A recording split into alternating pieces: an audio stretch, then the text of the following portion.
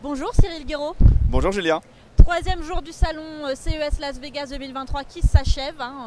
D'ailleurs, on va innover aujourd'hui. On va à la fois faire le récap de la journée, mais aussi le récap du salon d'une manière générale. On a pas mal de choses à dire. Peut-être pour commencer, une technologie intéressante qu'on a pu observer aujourd'hui. C'est une technologie olfactive avec la société OVR. OVR, tout à fait. Cette société a apporté une dimension complémentaire à tout ce qui va être réalité virtuelle en ajoutant un sens qui n'était pas utilisé jusqu'à présent dans ce genre de technologie, c'est donc l'olfactif. On va ajouter des odeurs à l'ensemble des parcours qu'on peut avoir sur de la réalité virtuelle. Typiquement, ils ont un exemple qui est assez rigolo. On est en train de griller des chamallows et du coup on a l'odeur du chamallow par un petit appareil qui est branché sous son casque VR.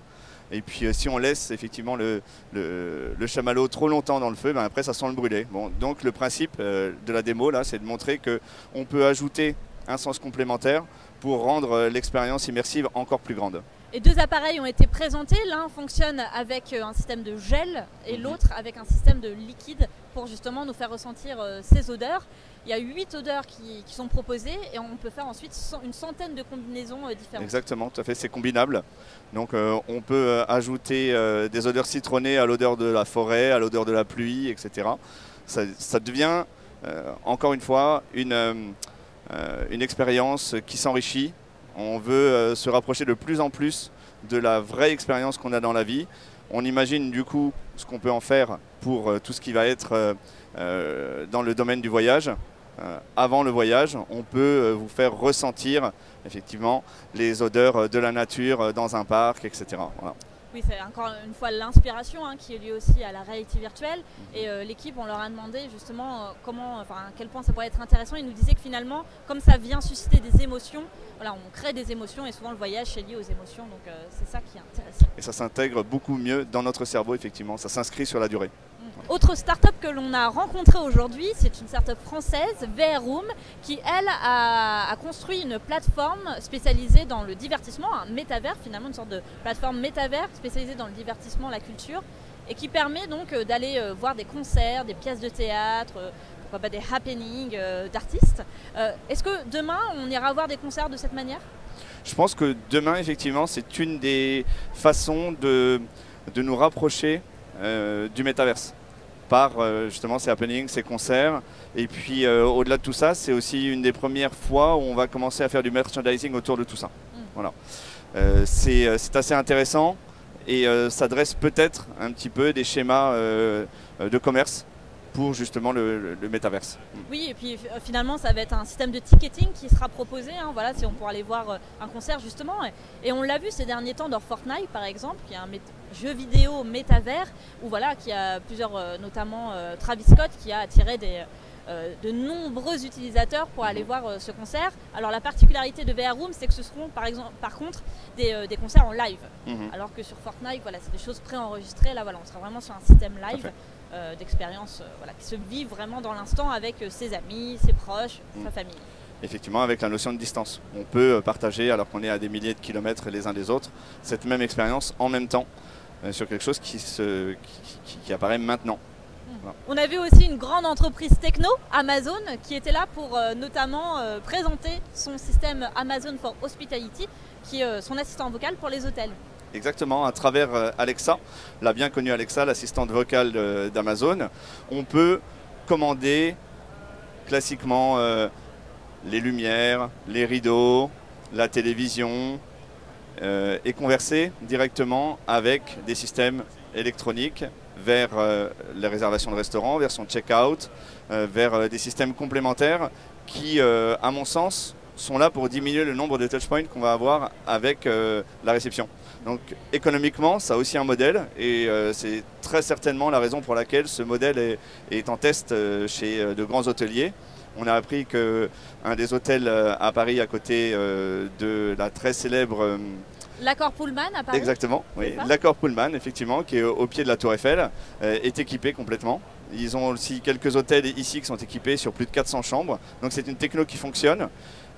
pour laquelle... Qui est accessible via par exemple un téléviseur, une télé, Oui. Les assistants vocaux, donc les enceintes finalement d'Amazon, Echo, Dot, tout ça. Ils ont multiplié effectivement les appareils par lesquels on peut converser avec Alexa. Voilà. Jusqu'à présent, on avait le Dot, on avait Echo, donc c'était des appareils qui ressemblaient à des enceintes ou à des petits écrans. Là, ils ont intégré directement depuis des télévisions, puisque la télévision elle reste quand même centrale dans une chambre d'hôtel. Du coup, ce système, c'est assez intéressant à voir.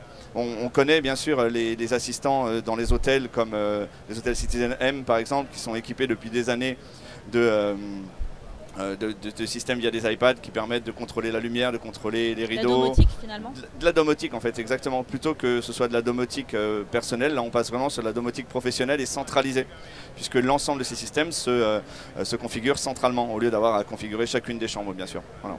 Alors aussi un petit fail aujourd'hui, on va appeler ça un fail, enfin plusieurs fails en fait. Plusieurs fails. Deux fails. On a eu au moins, on a été témoin de 2 fails. Ouais. Alors le premier c'est lié aux véhicules autonomes. Oui. Dieu sait que je crois énormément à tout ce qui est véhicule autonome, à tout ce qui est vraiment le déplacement de demain très très assisté par les véhicules eux-mêmes.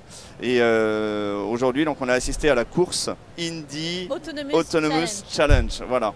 Donc le principe, on va prendre des formules IndyCar et on va retirer le pilote et mettre un système autonome.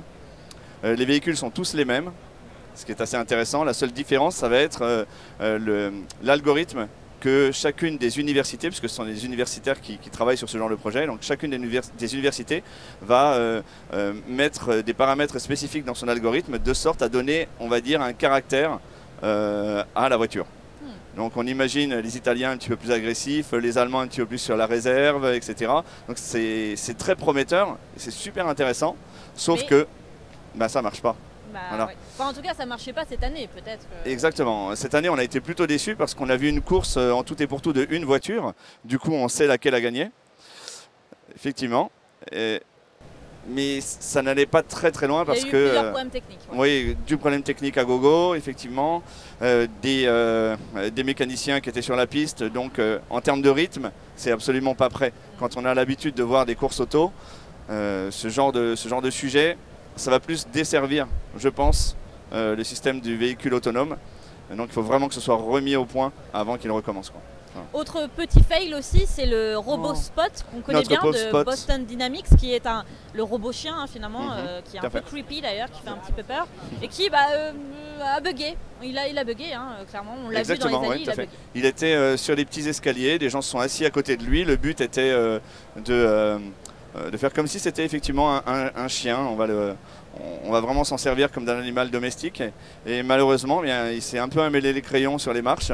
Et puis les capteurs ont eu beaucoup de mal à le restabiliser. Donc ça fait un petit mouvement de panique avec les 4-5 personnes qui étaient autour. Effectivement, c'est là où on s'aperçoit qu'effectivement c'est flippant parce que c'est une machine qui fait quand même quasiment 300 kg. 300 kg qui vacille comme ça à gauche vers quelqu'un, à droite vers quelqu'un d'autre, c'est encore plus impressionnant qu'un gros labrador qui ne serait pas content. Voilà. Nous voilà au terme de ce CES Las Vegas 2023, un salon intéressant, on a quand même vu des choses intéressantes, des fails aussi, mais c'est ça aussi le propre d'un salon comme ça, et puis c'est pas pour rien aussi qu'on le surnomme le salon du gadget, il y a aussi pas mal de gadgets, mais c'est ça qui est rigolo, c'est ça qu'on aime. Quelle est ta conclusion toi du salon? Ma conclusion pour un second CES, on s'est aperçu quand même qu'il y a une grosse différence entre cette année et l'année dernière. L'année dernière, c'était très osé pour beaucoup de marques de venir. C'est la raison pour laquelle beaucoup avaient fait l'impasse. Cette année, il y a quasiment tout le monde. Les grands noms sont là. Il y a beaucoup plus de visiteurs également. Donc c'est un salon qui, pour moi, me paraît beaucoup plus vivant, effectivement. Il y a beaucoup plus aussi de petits exposants. Une présence de folie de la France, quand même. 200 exposants, on l'a déjà dit, mais c'est assez impressionnant. Et puis Las Vegas, c'est Las Vegas, quoi. C'est des milliers de mètres, des dizaines, des centaines de milliers de mètres carrés qu'on doit parcourir, effectivement. Donc nous, gentiment, on fait nos 11-15 bornes par jour, mais c'est vraiment impressionnant. Donc très satisfait, encore une fois. Je vais peut-être, néanmoins, espacer les rendez-vous avec le CES, parce qu'on a aussi vu que beaucoup d'entreprises qui étaient là l'année dernière sont encore là cette année. Du coup, ça vaut peut-être le coup de se dire, faisons-le tous les 2 ans. Voilà. espacer les venues, parce que finalement, on retrouve même les technologies, finalement. Ça met toujours un petit peu de temps pour arriver vraiment sur le marché ou en termes d'adoption. Oui. Donc c'est vrai que d'y aller tous les ans, voilà, c'est peut-être redondant sur certains produits, certaines même technologies. si quand même très envie de revenir tous les ans, mais bon, on verra. On ne peut pas aller partout tous les ans. Pas tout le temps, on ne peut pas tout faire. Bien, merci en tout cas Cyril de nous avoir accompagnés sur ces 4 jours de salon. Et puis on se dit à bientôt pour toujours plus d'actu, innovation et techno. Avec plaisir, merci. Maintenant c'est l'heure de rentrer à la maison. Merci.